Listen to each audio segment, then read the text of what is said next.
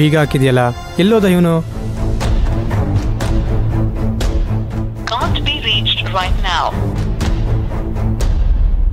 Not reachable ಬರ್ತಿದೆ. ಏನ್ ಮಾಡೋದೀಗ?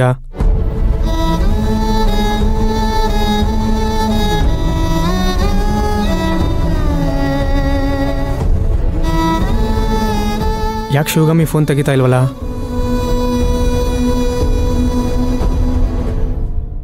ರಾತ್ರಿನೂ 2 ಸಲ ಫೋನ್ ಮಾಡಿದ್ದೆ, ರಿಂಗ್ ಆಗ್ತಾನೆ ಇದೆ, ಅಟೆಂಡ್ ಮಾಡ್ತಿಲ್ವಲ್ಲ. ಹೋಟ್ಲ್ ಹತ್ರ ಹೋಗ್ಲಾ? ನನ್ನ ಹೋಟ್ಲ್ ಹತ್ರ ಹೋದಾಗ ಇವನ್ ಮನೆ ಹತ್ರ ಬಂದು ವಾಪಸ್ ಹೋದ್ರೆ ಏನು ಮಾಡೋದು?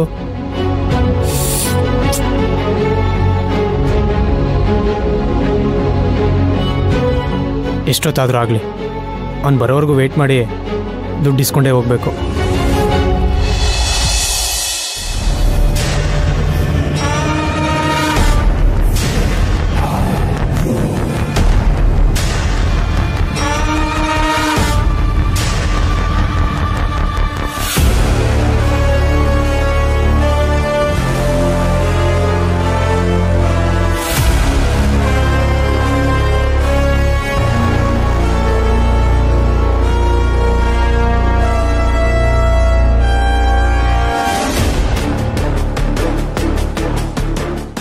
ಏನ್ ಹೇಳ್ತಾರೆ ಮೇಡಮ್?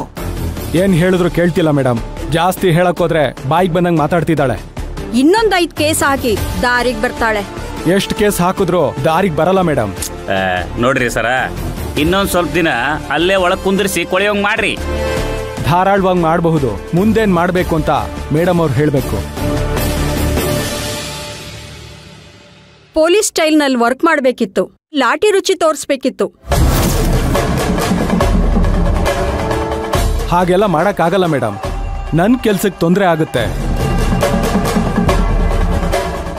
ಅವಳ ಹತ್ರ ದುಡ್ಡು ಇಲ್ಲದೆ ಇರಬಹುದು, ಹಳೆ ಕಾಂಟ್ಯಾಕ್ಟ್ಸ್ ಇರುತ್ತೆ, ಆದ್ರೆ ಯಾಕೆ ಬಳಸಿಲ್ಲ ಅಂತ ಗೊತ್ತಾಗ್ತಾ ಇಲ್ಲ.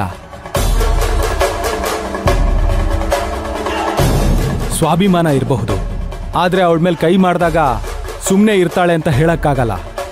ಯಾಕ್ರಿ ಭಯ ಪಡಕತ್ತೀರೇನ? ಭಯ ಪಡ್ತಿಲ್ಲ ಸರ್, ರಿಸ್ಕ್ ಬೇಡ ಅಂತ. ಮೇಡಮ್, ಏನ್ ಮಾಡ್ಬೇಕು ಅಂತ ನೀವೇ ಹೇಳಿ.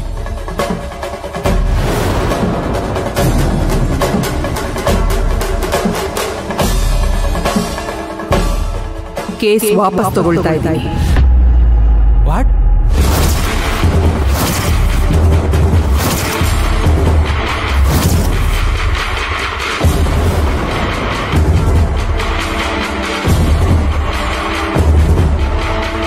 ಮೇಡಮ್, ಏನ್ ಹೇಳ್ತಿದ್ದೀರಾ?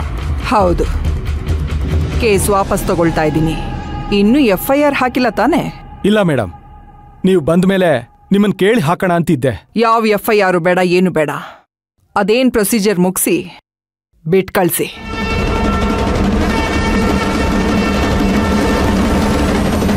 Okay madam. ಫಾರ್ನಟ್ಟು ಸರ್ ಓಪನ್ ಮಾಡಿ. Okay sir. Radha, yes sir. Sign ಮಾಡಿಸ್ಕೊಂಡು ಕಳಿಸ್ಬಿಡಿ ಅವ್ರನ್ನ.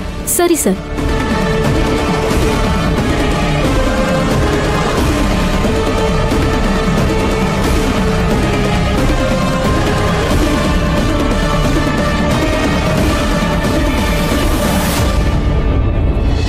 ನೀವು ಸೈನ್ ಹಾಕ್ಬಿಟ್ಟು ಮನೆಗೆ ಹೋಗ್ಬೋದು. ಮೇಡಮ್, ನಿಮ್ಮ ಮೇಲಿರೋ ಕೇಸ್ ನಾವು ವಾಪಸ್ ತಗೊಂಡಿದ್ದಾರೆ.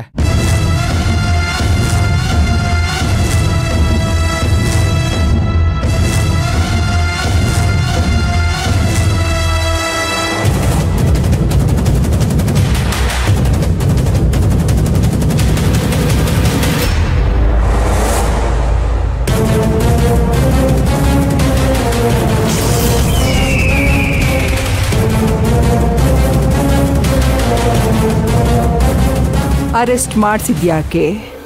ಬಿಡ್ಸ್ಕೊಂಡು ಹೋಗ್ತಿರೋದ್ಯಾಕೆ? ಏನೂ ಅರ್ಥ ಆಗ್ತಿಲ್ಲ ಅಲ್ವಾ ನಿನಗೆ?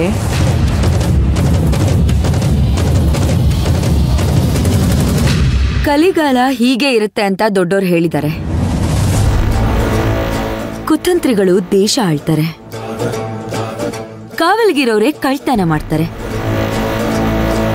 ಸಾಮಾನ್ಯ ಜನರಿಗೆ ಟ್ಯಾಕ್ಸ್ ಜಾಸ್ತಿ ಆಗುತ್ತೆ, ವ್ಯಾಪಾರದಲ್ಲಿ ನಿಯತ್ ಅನ್ನೋದೇ ಇರಲ್ಲ, ಮಾನ ಮರ್ಯಾದೆ ಮನಸ್ಸಾಕ್ಷಿಗೆ ಹೆದರ್ಕೊಂಡು ಸಂಸಾರ ಮಾಡೋ ಹೆಂಗಸರಿಗೆ ಅವಮಾನ ಆಗುತ್ತೆ. ಮಕ್ಕಳು ಚಿಕ್ಕ ವಯಸ್ಸಲ್ಲೇ ಹಾಳಾಗ್ತಾರೆ. ದೈವ ಭಕ್ತಿ ಅನ್ನೋದು ವ್ಯಾಪಾರ ಆಗುತ್ತೆ. ನ್ಯಾಯ ನೀತಿ ಧರ್ಮ ಅನ್ನೋದೆಲ್ಲ ಬರೀ ಪುಸ್ತಕದಲ್ಲಿ ಮಾತ್ರ ಇರುತ್ತಂತೆ. ನಿಜ ಜೀವನದಲ್ಲಿ ಇದಕ್ಕೆಲ್ಲ ಎಕ್ಸ್ಪೈರಿ ಡೇಟ್ ಮುಗ್ದೋಗಿರುತ್ತೆ.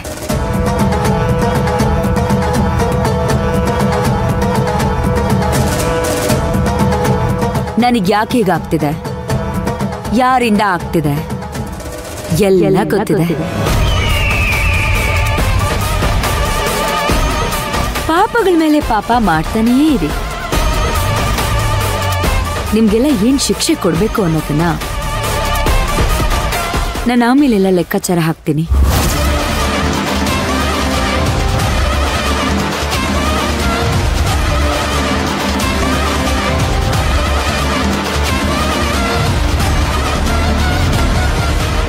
ಏನಕ್ಕ ಇದು? ಇಂಥ ದುರಾಂಕಾರಿನ ಹಾಗೆ ಕಳಿಸ್ಬಿಟ್ಟೆ? 6 ತಿಂಗಳು ಒಳಗಡೆ ಕೊಳಿಸ್ಬೇಕಿತ್ತು ತಾನೇ? ನೀನು ಭಾವಾನ ಇದರಲ್ಲಿ ಇನ್ವಾಲ್ವ್ ಮಾಡಿದಾಗ 1 ವರ್ಷನಾದ್ರೂ ಜೈಲ್ಗೆ ಹಾಕಿಸ್ತೀಯ ಅನ್ಕೊಂಡಿದ್ದೆ. ನಮ್ಮ ರಾವಣ್ಣ ಆಚೆ ಕರ್ಕೊಂಬರೋದಕ್ಕೆ ಹೆಲ್ಪ್ ಮಾಡಲ್ಲ ಅಂತ ಅಂದ್ಬಿಟ್ಲು. ಹೊಟ್ಟೆ ಉರಿತಿದೆ ನನಗೆ. ತಪ್ಪು ಮಾಡ್ಬಿಟ್ಟೆ ಅಕ್ಕ ನೀನು.